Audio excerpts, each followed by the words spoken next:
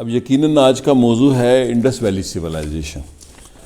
تو پہلے تو یہ ہے کہ یہ جو انڈس ہے اس کا اوریجن اصل میں سپتا سندھو ہے، اور سندھو سنسکرت میں دریا کو کہتے ہیں، اور 7 دریاؤں کی سرزمین جس میں سرسوتی کا انہوں نے ذکر کیا، دریائے گھاگرا جس کو کہتے ہیں جو ختم ہو گیا، اور یہ سندھو سے ہندوس بنا قدیم پرشین میں، ہندوس سے پھر انڈس گریکس نے اس کو کہا، ایچ ختم کر دیا.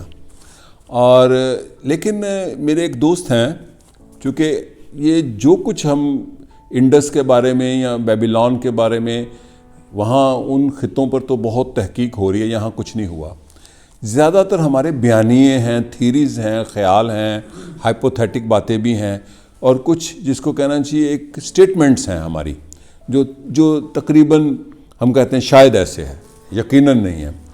اور ویسے بھی اس دوست کے مطابق آج میں نے ان کو دوبارہ فون کر کے صبح کنفرم کیا، لطیف ارائیں ان کا نام ہے، نام میں ضرور لوں گا ان کا، چونکہ وہ بہت محقق ذہن رکھنے والے دوست ہیں، لکھتے نہیں ہیں وہ. تو ایک اہم نکتہ ہے، چونکہ گورے نے جب تاریخ ہماری لکھی تو ستلج کہہ دیا، اصل میں یہ ست لج ہے، اور لاجا سنسکرت کا وسط ہے پروٹیکٹ کرنے والا، عزت کہتے ہیں نا، ست پال لج پال. سو یہ ست لج ہے، جیسے انہوں نے سکر کو سکر لکھ دیا، حالانکہ سکر ہے. تو یہ تہذیب یہ نہیں کہ یہ دریائے سندھ کی تہذیب نہیں ہے، میرا یہ ماننا ہے اور ان کا بھی یہ ماننا ہے کہ یہ 7 دریاؤں کی جب تہذیب بنتی ہے تو ان 7 دریاؤں کے جو 2 سرحدیں ہیں وہ دریائے سندھ اور ستلج ریور تھا. اس کے بعد پھر گنگا جمنا اس کی دوسری طرف کی وادیاں ہیں. اور اس کے جو دلچسپ پہلو، جو اسرار میں نے کہا کہ باقی سب لوگوں کو پتہ ہے انڈس پر پڑھتے ہیں، مثلا ایک لفظ ہوتا ہے جب آباد کہتے ہیں، اسلام آباد، اشک آباد، کسی آبادی کو ہیبیٹیٹ ہو جاتی ہے، یا نیشا پور یا شکارپور یا شاہپور، یہ فارسی میں بھی ہے لفظ اور ہماری ہندی میں بھی ہے. لیکن کوٹ کسی دوسری نان انڈس کے ریجن میں نہیں ملتا. کوٹ مومن، کوٹ ڈی جی، فلاں کوٹ، سیال کوٹ. کوٹ یہ جو اسرار ہم دوستوں نے تحقیق کی کہ کوٹ ہمیشہ ان بستیوں، یہ وہ کوٹ ان علاقوں میں پائے گئے ہیں جہاں پہ انڈس ویلی سیولائزیشن. اچھا، اب اس کے یقیناً یہ نیولتھک پیریڈ ہے. ڈاکٹر حمید صاحب بیٹھے ہیں، آرکیالوجی ڈپارٹمنٹ کے ہیڈ ہیں پنجاب یونیورسٹی کے. اب نیولتھک پیریڈ جو ہمارے یہاں ہے 7000 سال پرانا ہے، اور جو دنیا میں، اور یہ نہیں ہے کہ دنیا اس سے قدیم نہیں تھی، دنیا اس سے بھی قدیم تھی، جو سائنٹیفکلی پروو ہو گیا ہے. گوبیکلی تپے میں خود گھوم کے آیا ہوں، دیکھ کے آیا ہوں، 12000 سال پرانی بستی.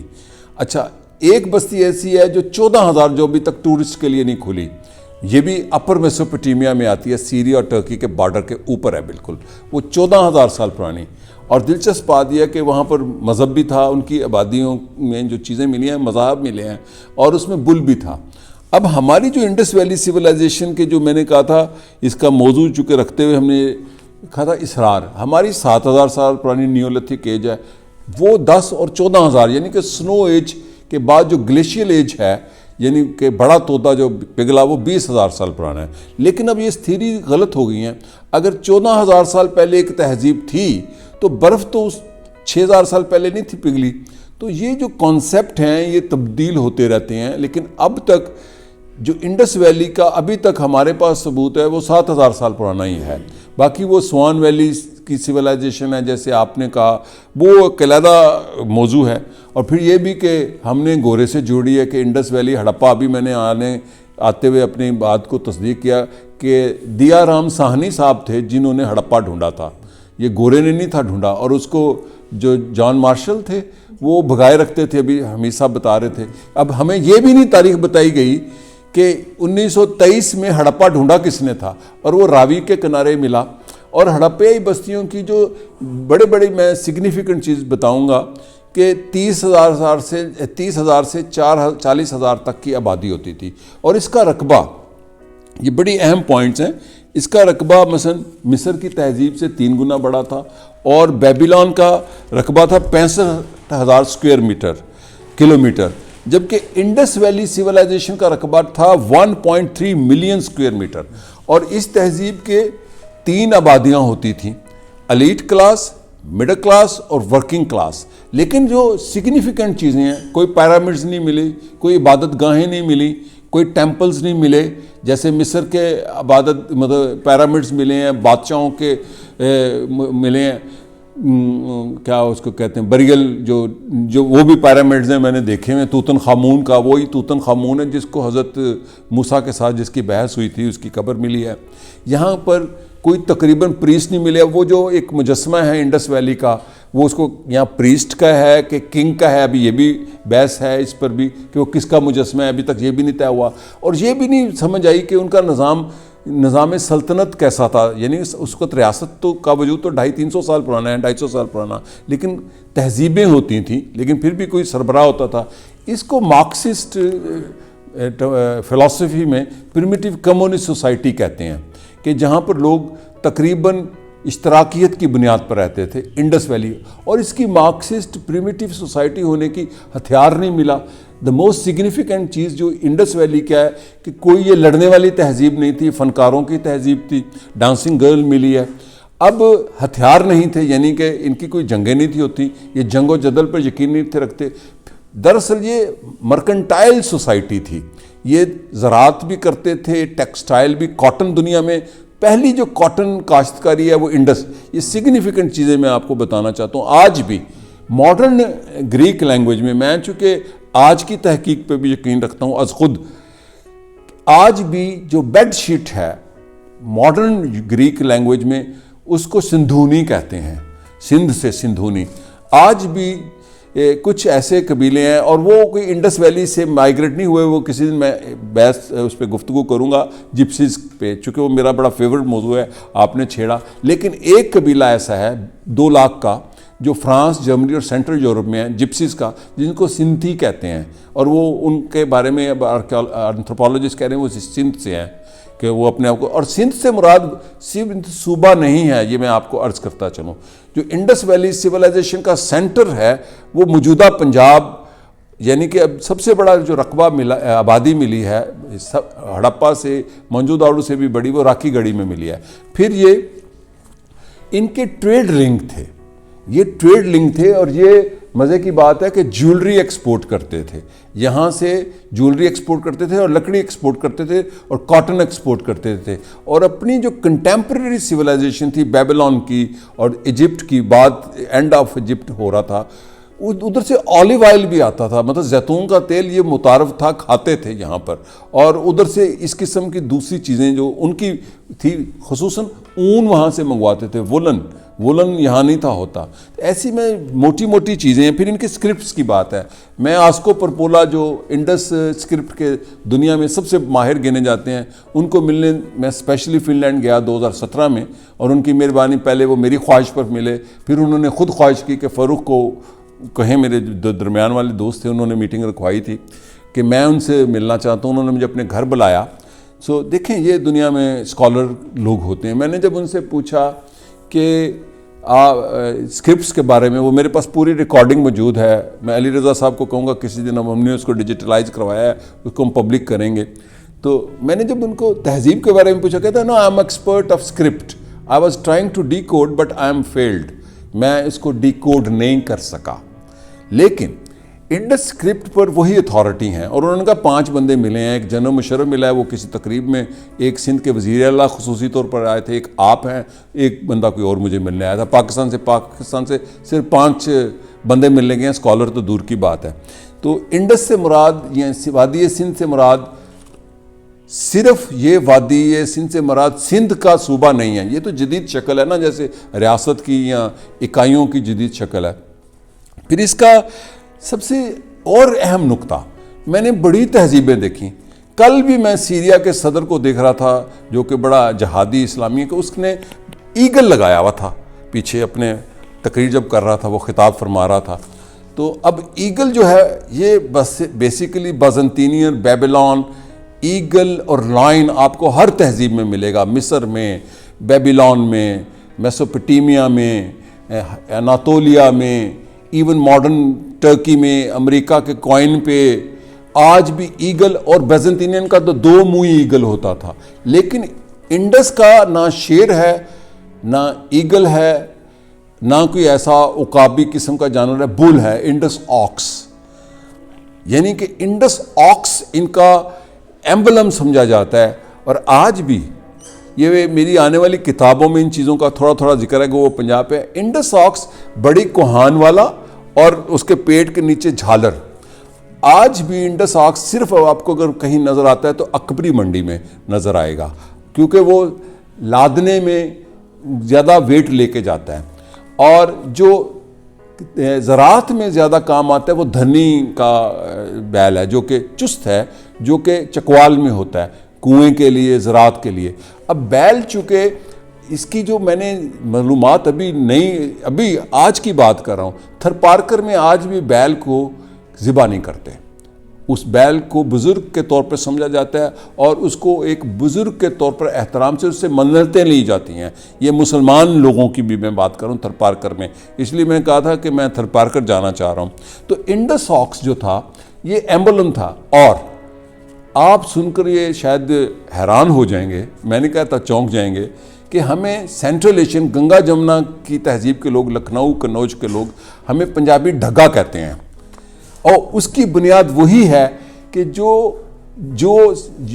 گنگا جمنا تہذیب کے لوگ تھے, یعنی کہ وہ جو براہمن سیولائزیشن جو بعد میں ایمرج کی, وہ والے ہم انڈس کے لوگوں کو, خصوصاً پنجابیوں کو, چونکہ وادی سندھ کے اصل وارث اگر بنتے ہیں تو پنجابی بنتے ہیں, تو پنجابی ڈھگا. اور میں اس کو بڑا پراؤڈلی لیتا ہوں, چونکہ ڈھگا ایک ایسا طاقتور جانور ہے. کبھی آپ اس کی شیر کے ساتھ لڑائی دیکھ لیں, کسی بیل کی یا گائے بھینس کی, تو آپ حیران ہو جائیں کہ کیسے شیر اس سے ڈرتا ہے. یعنی کہ ایک عاجزی اور طاقت کا ہے. پھر دوسری بات ہے کہ انڈس آکس, جیسے میں نے کہا پنجابی ڈھگا. اب پنجابی ڈھگا ہمیں آج تک کہا جاتا ہے, سینٹرل ایشین ہمیں, سینٹرل انڈین ہمیں آج تک یو پی والے پنجابی ڈھگا کہتے ہیں. ہم اس پر شاید ڈیفینسو ہوتے ہیں, میں تو اس پر ڈیفینسو نہیں ہوتا, میں اپنے آپ کو پراؤڈلی کہتا ہوں کہ ہم پنجابی ڈھگے ہیں.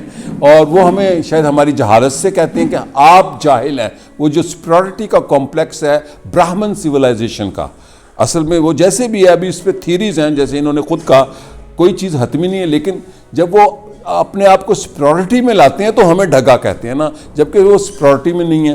پھر یہ ہائیڈرولک سیولائزیشن تھی. اس کی میں جو سگنیفیکنٹ چیزیں بتانا چاہتا ہوں, اسرار کہ یہ پانیوں پر, ابو رگوید میں یہ لکھا ہے کہ ہم نے ایک ایسی تہذیب پر قابو پا لیا جو دریاؤں پر بند باندھتے ہیں. اور ان کا جو سوئمنگ پول ملا ہے, جو دنیا میں رومنز نے بعد میں وہ سوئمنگ پول اپنایا جو ہڑپا کے کھنڈرات میں ہے, کہ سوئمنگ پول کے یہ شاید ان کا عبادت سے تعلق رکھتا تھا. پھر اس کی سگنیفیکنٹ میں کہوں گا اسرار, تفصیل میں نہیں جاؤں گا. اب ان کے دروازے کہاں ہوتے تھے؟ مثلا میں ایک ایسی تہذیب کو, اس سے بھی 2000 سال پرانی تہذیب ہے جس کی 3 بستیاں انہوں نے ڈھونڈ کے محفوظ کی ہوئی ہیں. وہ اناطولیہ میں ہے, چتل ہایوک. اور ان کے دروازے نہیں ہوتے, ان کے دروازے نہیں, وہ چھتوں سے باہر نکلتے تھے. انہوں نے سامنے کا دروازہ نہیں ہے کسی گھر میں, وہ ان کو ملے ہیں. اور وہ برکس, مٹی کی برکس اسی طرح استعمال کرتے تھے. 9000 ایئرز BC کہہ رہا ہوں, یہ 7000. اب ہڑپیائی بستیوں کے دروازے کدھر ہوتے تھے؟ یہ گلی میں نہیں تھے بناتے, مین روڈ میں, پیچھے کی طرف بناتے تھے, اور دالان بناتے تھے, صحن بناتے تھے, جو کہ گرمی اور سردی کے بچاؤ کے لیے اہم ہوتا تھا. اچھا, گھر کا پردہ حجاب کا کانسیپٹ نہیں, لیکن جو پرائیویسی کا کانسیپٹ تھا کہ وہ دروازہ گھر کا اندرونی گلیوں میں بناتے تھے, باہر کی مین سٹریٹ پہ نہیں. اب آ جائیں الفابیٹس. میں نے آسکو پرپولا سے بھی پوچھا کہ آپ نے ڈیکوڈ کرنا کوشش کی, انہوں نے کہا بٹ آئی ایم فیلڈ. انہوں نے کہا 3 مچھلیوں کا یہ مطلب ہے, 4 مچھلیوں کا یہ مطلب ہے. لیکن اب یہ ایک چیز تقریباً اس پر دنیا کے anthropologist, archaeologist, language expert, linguist یہ ہیں کہ 400 الفابیٹس تھے اس تہذیب کے, 400 الفابیٹس. اور ویئنگ سسٹم بھی ان کے پاس تھا. آج میں یہ اس کو صبح جب اپنے پرانی کتاب میں سے نوٹ ڈائری میں سے دیکھ رہا تھا, ان کا ویئنگ سسٹم 28 گرام منیمم ان کی چھوٹا جو ملا ہے. چونکہ تجارت جب کرتے تھے تو مال کو تولتے تو تھے نا, تو چھوٹا ویئنگ مشین 28 گرام. آج بھی یورپ میں چونکہ ایک پرفیومر ہوں, ہماری آج بھی پیکنگ 28 گرام کی پرفیوم میں آتی ہے. 28 گرام 1 پاؤنڈ برٹش ٹرمنالوجی میں 28 گرام کی پیکنگ ہوتی ہے میڈیسن کی, یا 1 پاؤنڈ کی ہوتی ہے, کلو گرام کی بات نہیں کر رہا. پھر ان کا اب ایک لفظ آپ نے عربی میں اور اردو میں مروجہ ہے ہند سا. اب جو صفر کا موجد ہے، صفر کا موجد ہند، تجارت کرنے والی قدیم تہذیب جو تھی ہند سا، آج بھی علوم ہندسیہ کہتے ہیں عربی میں، آج بھی، آج کی عربی میں بھی. پھر ڈیسیمل بھی کا بھی انوینشن. اب ڈیسیمل وہ چیز ہے جو میتھمیٹکس پڑھتے ہیں، جو ڈیجیٹل میڈیا، ڈیسیمل کی ساری بنیاد ہے آج کی ماڈرن سائنس. تو یہ جو عربوں کو لوگ کہیں جاہل کہتے ہیں، ہمارے کہیں لبرلز کے بھی ایک ہر طرف کے فنڈامنٹلسٹ ہیں، تو عرب سے مراد صرف یہ عرب تو نہیں ہے نا. پھر ان کی جو تجارتی رابطے تھے عربوں کے ساتھ، اب خوارزمی الخوارزمی، اب اس کی ایک بحث ہے کہ کیا وہ خوارزم سے تھا کہ بغداد سے تھا، یہ نہیں طے ہو سکا، لیکن یہ ہے کہ وہ بغداد میں تھا. الجبرا کا بانی، اس کو استاد الہندسہ کہا جاتا ہے، اور اس کے علم کو عربک ہندی علم کا ماہر کہا جاتا ہے کہ جو میتھمیٹکس کی بنیاد بنا.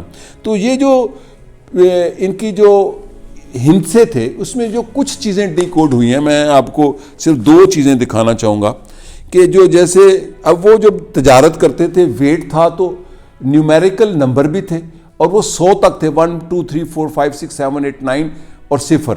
بعد میں اس میں 2 اسکالر ہوئے ہیں انڈین سویلائزیشن، 7 BC اور 500 BC کے ہیں. لیکن اب اس میں جو 5 اور یہ ہے اپنا انڈس ویلی کا، یہ میں چونکہ سلائیڈوں والے دانشور نہیں ہیں ہم، اب یہ دیکھیں نا، یہ ان کی نومیریکل نمبرز ہیں، یہ الفابیٹکس نہیں ہے. اب اس کا جو یو ہے نا، یہ میں نے اپنی کاغذ پہ اس کو کیا تھا کہ آپ کو دکھا سکوں کہ یہ 5 ہے اس کا اور یہ 10 ہے اس کا، جیسے اردو میں ہم 8 لکھتے ہیں، یہ اس کا 10 ہے. اب نومیریکلز ان کے پاس تھے، ویئنگ سسٹم ان کے پاس تھا 28 گرام کا، پھر 28 سے بڑا ہوتا ہے 56 گرام، اور یہ ان کو جو سلیٹس ملی ہیں. پھر ان کی جو تجارتی روٹ تھے یونان تک تھے، چونکہ وہاں سے بھی کلونیا ایک ان کا ریجن ہے جہاں سے ان کو ملے ہیں ان کے زیورات.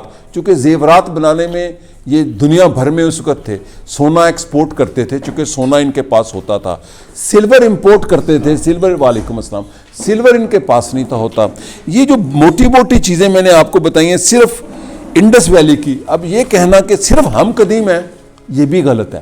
میں اس تھیری کو نہیں مانتا کہ صرف انڈس قدیم ہے، کیونکہ نیولتھک یہاں 7000 سال پرانی ہے. نیولتھک کی ٹرمنالوجی استاد بیٹھے ہیں میرے سامنے کہ پتھر کے زمانے سے نکل کر جب آپ زراعت، کیٹل فارمنگ اور پوٹری کا زمانہ، یعنی کہ برتن میں کھانے کا انسان نے سلیقہ سیکھ لیا، تو وہ زمانہ مہذب ہونے کا نیولتھک ہے.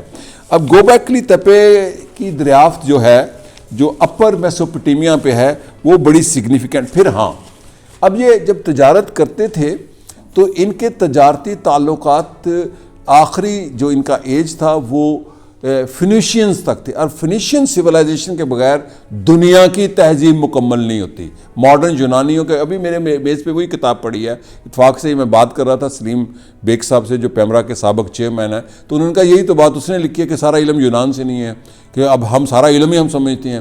تو وہ جو فینیشینز تھے ان کی ان کے ساتھ بڑی ٹریڈ تھی، اور فینیشین کو ماڈرن الفابیٹ کا فاؤنڈر کہا جاتا ہے. کہتے ہیں کہ فینیشینز نے دنیا کو ڈسکور کیا ٹریڈ میں. مثلا استنبول فینیشین سٹی تھا، اس وقت کوئی نہ ترکی ہوتا تھا نہ ہندوستان ہوتا تھا، تہذیب میں ہوتی تھی.